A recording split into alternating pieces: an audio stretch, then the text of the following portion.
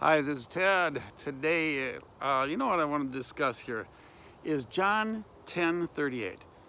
When Jesus was met with the religious leaders, he told them, even if you don't believe me, believe the miracles that the Father has sent me.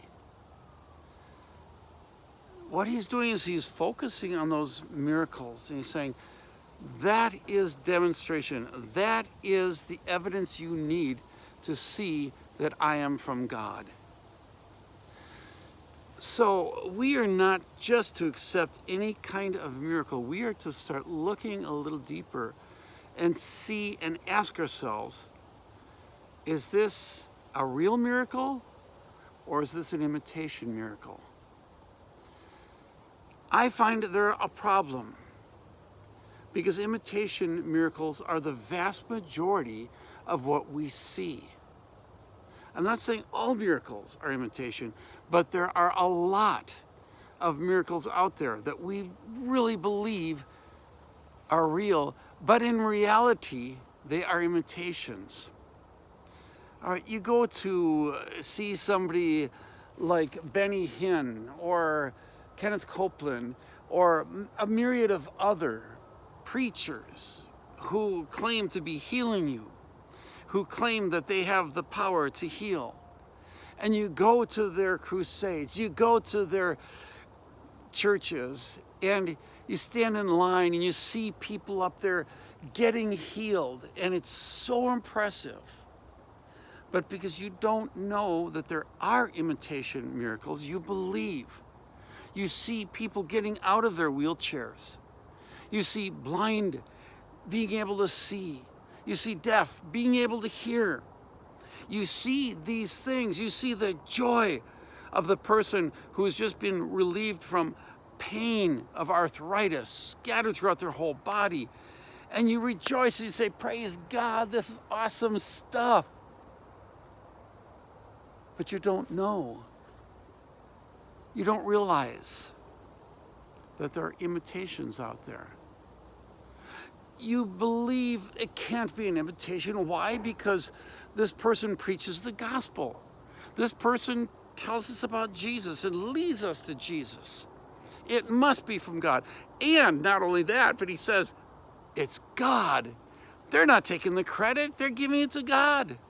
How could it be imitation?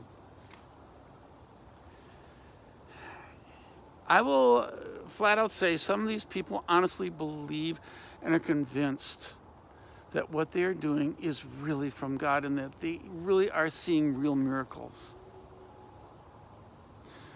But if you look closely, you will discover that they are imitations. How can we tell? An imitation will not last. An imitation is limited in scope. In other words, when you see the wheelchair that costs thousands of dollars, in all likelihood, you're not going to see the person getting out of that wheelchair and walking around and running on stage. But if you see a cheap rented wheelchair or a less expensive wheelchair, you are very likely to see somebody getting up out of that.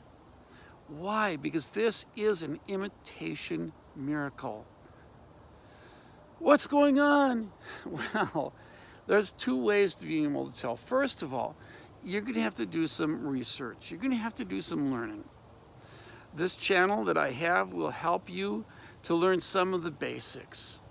But if you really want to get in, you're going to have to do some of your own research. And the first bit of research you should be doing is looking at Jesus' miracles and compare them to what you see. What you see is limited in scope and limited in quantity. And not only that, there's limitations in the timeline. Most of these will disappear after a few hours. So you're going to have to do a little research. You're going to have to dig in, find out what happened to that person afterwards. Because that person, because they were convinced they were healed, don't realize that an imitation healing has taken place in their own lives. And that imitation healing is the result of dopamine and endorphins and some other chemical, which I don't remember, but it's a new one to me, and I don't know, it's been out there for a few years, but I'm pretty sure that's also included. But when these things start working in your body, when they start sending out a message because of expectation, you've been expecting, and because you're being pumped up in so much worship and so much expectation, it's going to do a trick. It's going to stimulate something. And that is our own body's opioids. Something, chemicals going on and actually cutting pain or accentuating health. But because there's a limit of how much endorphin and dopamine and stuff can go throughout the body, there's a limit. It's going to be, you're using up a lot real quickly. No, I don't think you're using it up per se, but you're using a lot quickly, and it can't last that long. So it serves kind of as like an aspirin or an ibuprofen, and it'll get in your system, it'll help you for a while. And this could be, it could be in the areas of all different types of areas, not just pain. Pain, by the way, is the number one area that it works with. And if you will watch Catherine Kuhlman, Benny Hinn, watch the people that they talk to, 80 to 85% of the people will talk about pain relief. And they believe they've been healed because pain has gone away. And when pain disappears, I can get up out of that wheelchair that's so hard for me usually. But I can get up now. And because I don't understand how the body works, I assume in the context of worship, in the context of church, I assume it's God.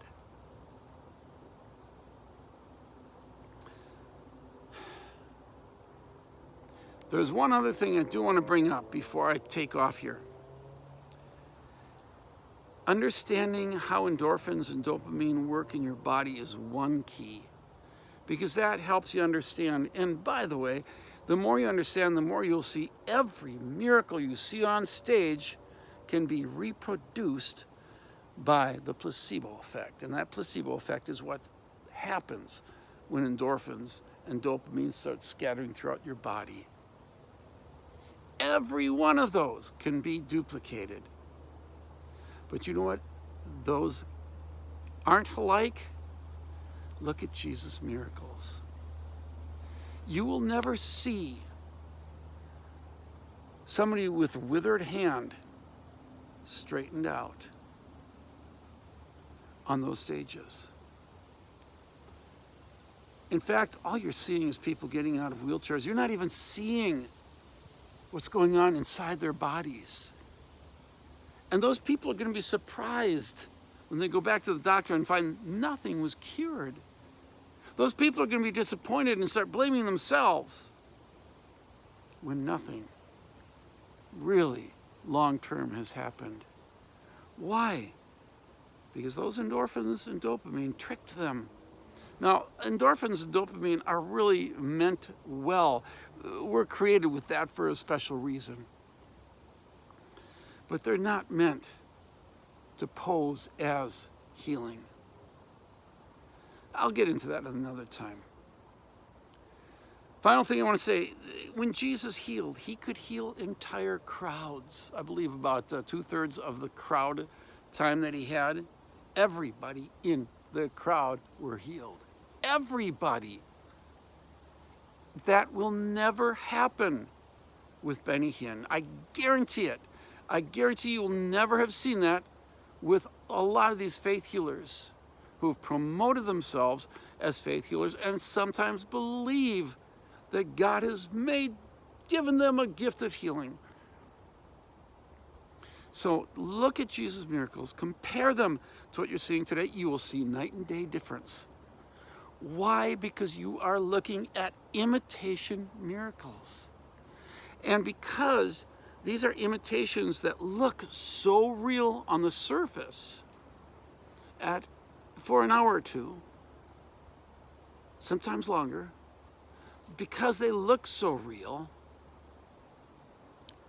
people will think it's God. Others who don't like that preacher for some reason or another will say it's of the devil. And others will say something happened. They were healed. I don't get it, why or how. But all those are wrong. It is the body's reaction to what's going on. And the number one thing is expectation. All right, this is Ted. You guys have a good day.